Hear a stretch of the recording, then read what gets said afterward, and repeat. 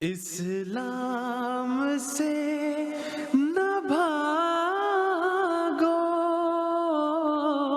راہ خدا یہی ہے، اے سونے والو جاگو،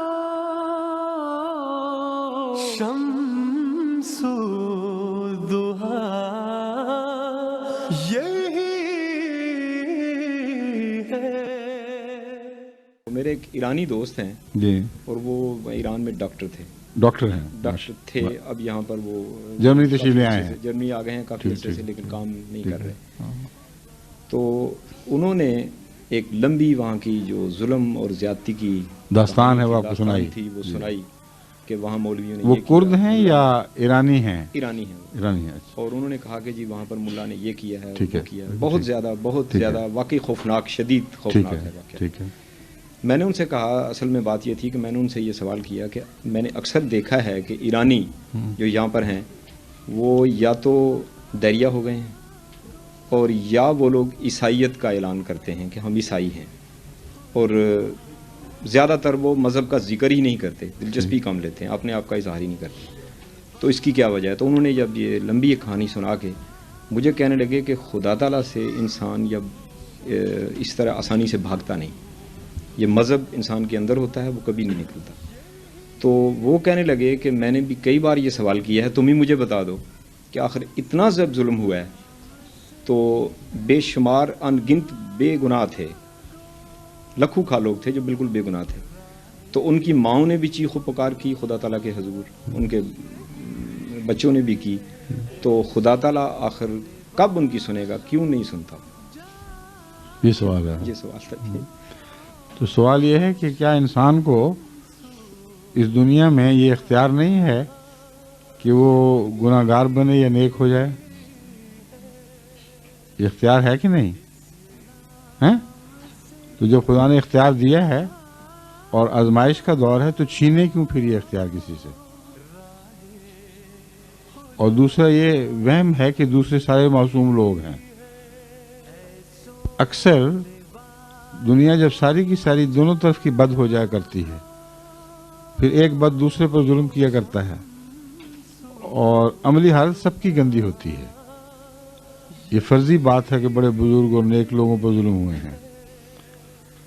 دوسرے اگر وہ حقیقتاً نیک اور بزرگ ہوتے تو اللہ کی آواز پر لبیک کہنے کی جرات کیوں نہ کرتے؟ وہاں جماعت کا پیغام بھیجا گیا، وہاں ہمارے جو مبلغ تھے بڑی تکلیفیں اٹھا کر پھر وہاں سے رخصت بھی ہو گئے۔ بڑی ابتدا کی بات ہے، قوم نے توجہ نہیں کی۔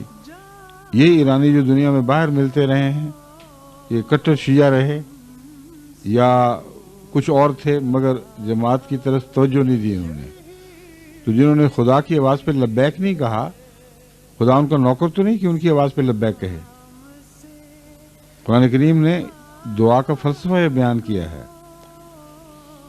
کہ تم میری بات سنو گے تو میں تمہاری بات، تم دعا کرتے ہو فاستجیبوا لی، میں تمہاری دعا کو سنتا ہوں، لیکن تم پر یہ لازم ہے فاستجیبوا لی کہ تم بھی میری بات کا مثبت جواب دیا کرو۔ یک طرفہ فیصلے نہیں ہوا کرتے، تعلقات اگر ہیں تو دو طرفہ ہوں گے، خصوصاً مالک سے تعلق یک طرفہ ناممکن ہے۔ خدا کوئی گھر کا نوکر تو نہیں کہ جب چاہ بلا لیا جب چاہ چھٹی کر دی۔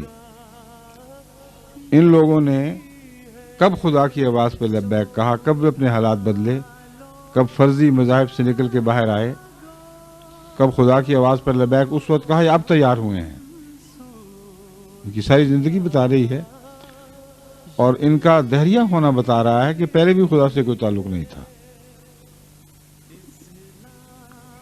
یہ ساری باتیں قابل غور ہیں، کائنات کے نقشے کو سمجھا جائے۔ اللہ تعالیٰ نے انسان کو اس کی آزمائش کے لیے اس دور میں آزاد رکھا ہے۔ جب آزاد رکھا ہے تو اس میں ظلم بھی ہوں گے۔ ان ظلموں کے نتیجے میں اگر وہ بندے جن پر ظلم ہوں وہ خدا کے بندے ہوں تو اللہ پھر اپنی طرف سے اس کی جوابی کارروائی کرتا ہے، ضرور کرتا ہے۔ جو نہ ہوں ان وہ نہیں کرتا، یہ قانون ہے۔ पाकिस्तान में देखें कैसी जवाबी कार्रवाई खुदा ताला की तरफ से हो रही है। जब ये शुरू में इन्होंने जुल्म किए जमात पर, तो वो खुतबा आप दोबारा सुने तो हैरान रह जाएंगे कि किस तरह लफ्जन लफ्जन वही हुआ है। मैं कहता तुम एक दूसरे को मदद के पुकारोगे, कोई तुम्हारी मदद को नहीं आएगा, तुम्हारी सारी कौम फट जाएगी। तुम मजालिम करोगे एक दूसरे पर, कोई नहीं तुम्हारी सुनेगा। और तुम समझते हो कि तुम्हारे ये जराइम बगैर सजा के चले जाएंगे, हो ही नहीं सकता ये। वो किसी ने वो दोबारा खुदा सुन के मुझे कहा कि वो हैरान रह गया है, एक एक लफ्ज एक एक नक्शा बैन ही उसी तरह हुआ है जैसा कि आगाज के खुतबात में मैंने पाकिस्तान को मुतनब्बे किया था। तो हम खुश तो नहीं हैं कि उनको तकलीफ पहुंचती है, मगर इस बात का और भी दुख है कि हमारी कौम है जो इस कदर मुसीबत उठा रही है, लेकिन तवज्जो नहीं कर रही। जो बातें हैं पाकिस्तान में जमात अहमदिया के खिलाफ हुई थी, वो एक दूसरे के खिलाफ कर रहे हैं। एक दूसरे को काफिर, एक दूसरे को गैर मुस्लिम, एक दूसरे का अगवा, एक दूसरे के घर लूटना, कत्ल गारत, और कोई पूछने वाला नहीं।